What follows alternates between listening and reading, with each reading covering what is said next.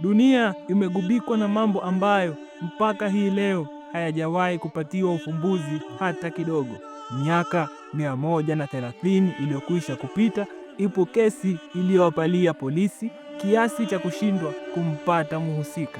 Leo tutafungua faili na kutaka kufahamu kisa cha mtu mmoja aliyetekeleza mauaji ya kutisha, na tena mauaji hayo yaliwalenga wanawake. Huyu si mwingine bali ni Jack the Ripper.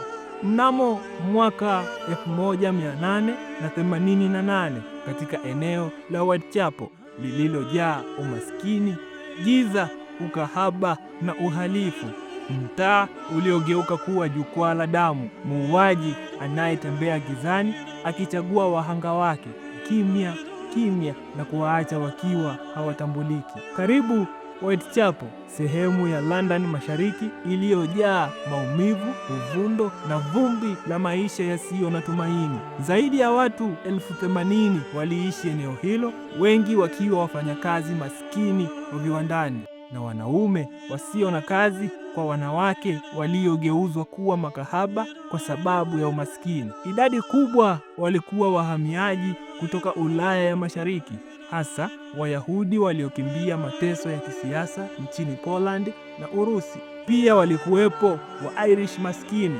waliotengwa kijamii na kiuchumi.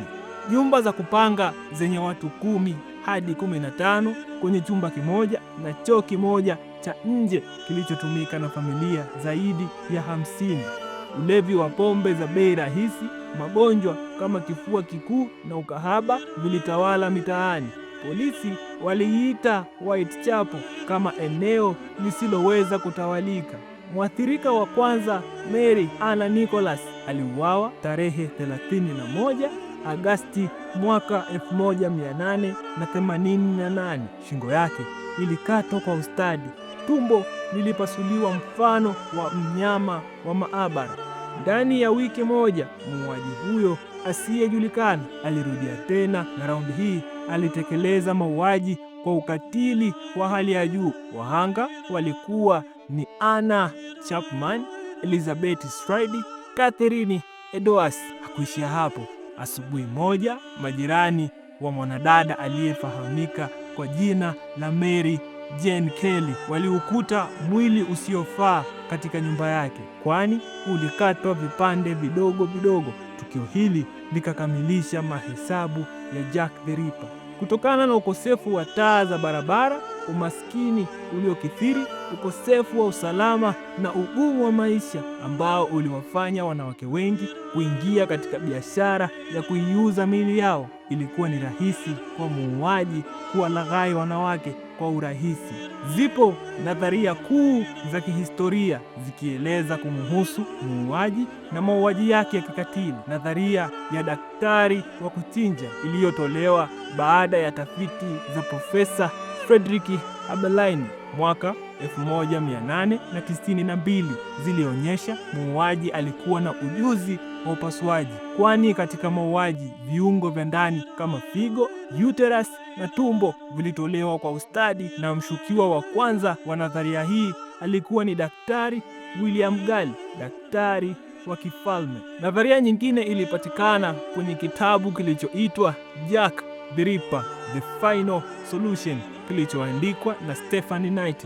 Mwandishi alidai muuaji alikuwa ni Prince Albert Victor, mjukuu wa Malkia Victoria, kwani mauaji yalidaiwa kuwa juhudi ya kuficha skendo ya kifalme. Nadharia nyingine ni DNA ya Aaron Kosminski iliyoelezwa katika utafiti wa mwaka 2014 ulionyesha DNA ya Kosminski ilipatikana katika skafu ya mmoja ya waathirika. Kosminski alikuwa na matatizo ya akili na aliishi Whitechapel, lakini ushahidi huo unapingwa vikali hadi hii leo. Nadharia nyingine ilisema ya kuwa mauaji yalikuwa na alama za kisiri, mfano mkao wa miili pamoja na alama za damu ukutani zilikuwa na ishara ya alama za Freemason, hali iliyopelekea kuaminika ya kuwa huenda mauaji yalikuwa ni kafara. Lakini nadharia hii ilikosa mashiko, kwani ilikosa ushahidi.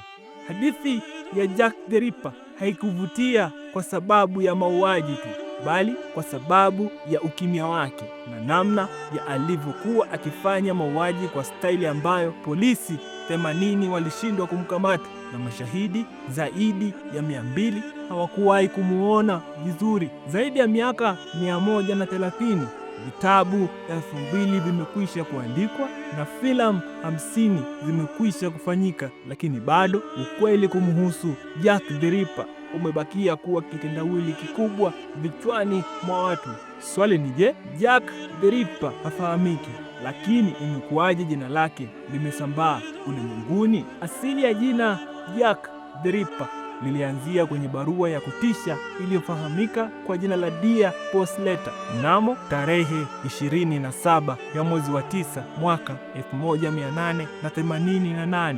Ofisi ya shirika la habari la Central News Agency ama CNA huko London lilipokea barua ya ajabu iliyoandikwa kwa lugha ya kejeli na ya kutisha. Barua hiyo iliandikwa kama vile inatoka kwa muuaji mwenyewe na ilisainiwa kwa jina Yours truly Jack the Ripper. Hii ilikuwa mara ya kwanza kwa jina hilo kutajwa, na maelezo ya barua hiyo yalikuwa ni ujio wa tukio lingine na tena utekelezaji wa kukata masikio ya mwathirika.